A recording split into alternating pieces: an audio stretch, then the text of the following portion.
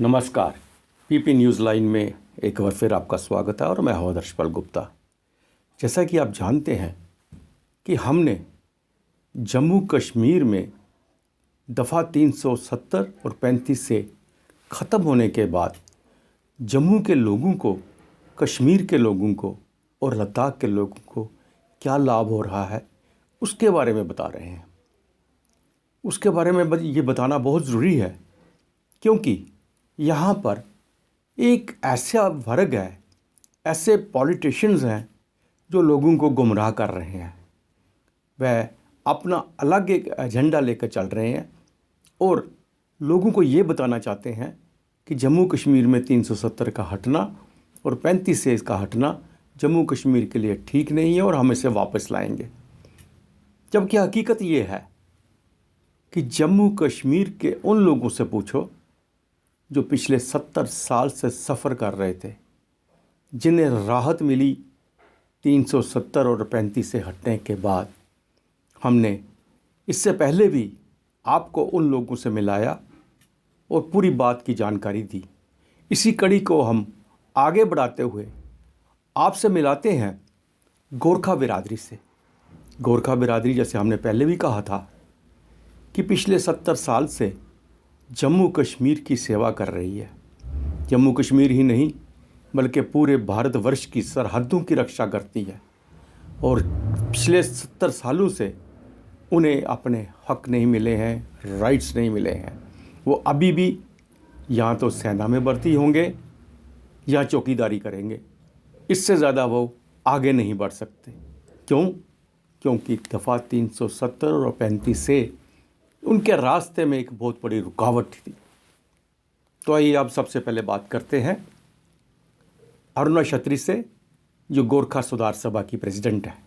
अरुणा जी, 370 और 35 से ख़त्म होने के बाद क्या मिला आपको, क्या फ़ायदा मिला, या आप चाहते हैं कि ये वापस जम्मू कश्मीर में लगा दी जाए?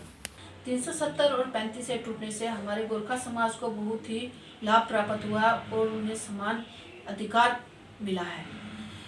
इससे पहले हमारे गोरखा समाज के नौजवान जो पढ़े लिखे हैं, उनको कहीं आवेदन नहीं भर सकते थे नौकरी के लिए, ना ही उन्हें आईटी में एडमिशन मिलता था और ना ही एमबीबीएस की सीट मिलती थी।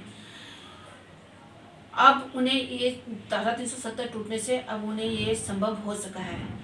इससे मैं भारत सरकार का बहुत तहे दिल से शुक्रिया अदा करती हूँ जिन्होंने ये धारा 370 टूटा है। इससे वाल्मीकि समाज और राष्ट्रीय फौजी और गोरखा समाज को काफ़ी फ़ायदा पहुँचा है। इसके लिए मैं भारत सरकार का तहे दिल से शुक्रिया अदा करती हूँ।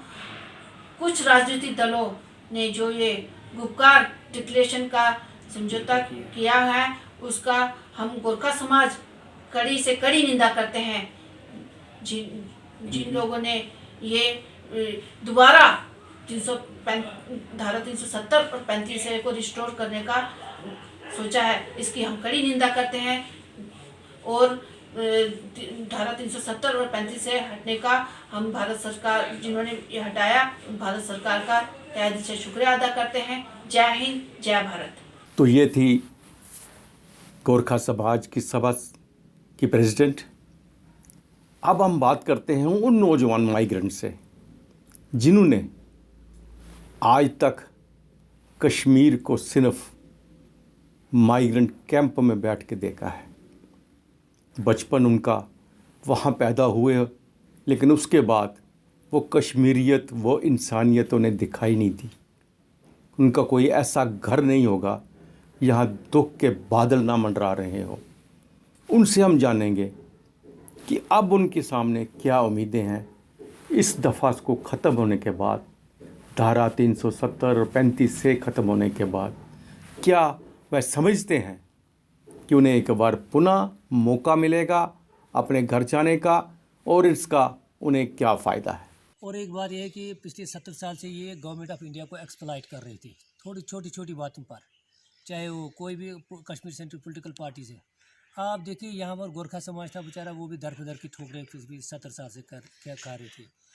पाकिस्तान वेस्ट रिफ्यूजीज थे, वो बेचारे वो दर दर की टुकड़े, उनको नौकरी नहीं मिलती थी, उनको वोट देने का हक मिलता नहीं था।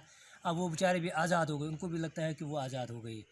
बहुत सारे ऐसे मसले हैं जिनकी वजह से ये जो कश्मीर सेंट्रल पॉलिटिकल पार्टीज़ हैं, जिनको फ़ायदा पूछता था, वो कहते थे, वो अपने आप को पता नहीं क्या समझते थे और लोगों को वो डिप्राइव कर रहे थे अपने हक से।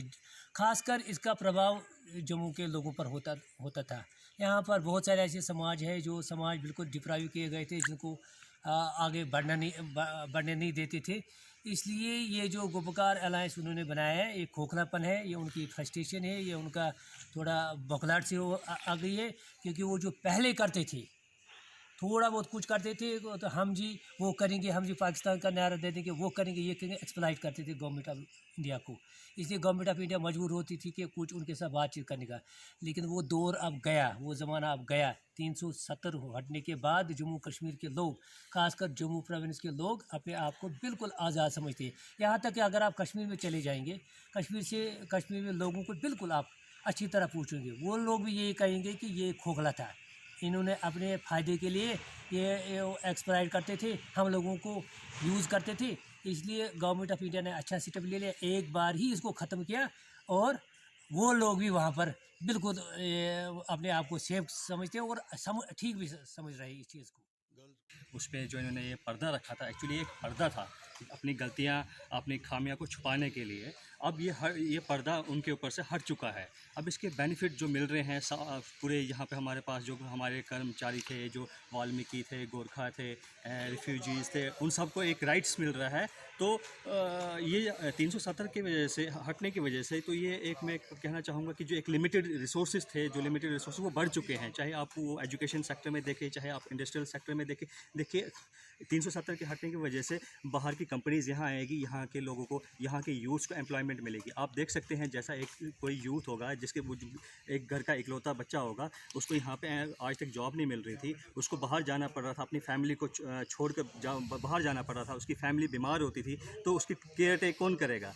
अब वही यूथ यहाँ पर जम्मू में रह कर ही अपने एक कोई बड़ी कंपनी ज्वाइन कर सकता है, एम्प्लॉयमेंट उसको मिल सकती है, फाइनेंशियल मैं बोलूँगा फाइनेंशियल सपोर्ट उसको मिल सकता है। तो 370 के कहने की वजह से हम बोल सकते हैं कि एजुकेशन सेक्टर को भी बूस्ट मिलेगा, प्राइवेट सेक्टर को भी बूस्ट मिलेगा, एंटरप्रेन्योरशिप के लिए भी बूस्ट मिलेगा। आप देख सकते हैं कि हमारे जम्मू कश्मीर एंटरप्रेन्योरशिप के लिए हमेशा से पीछे रहा है।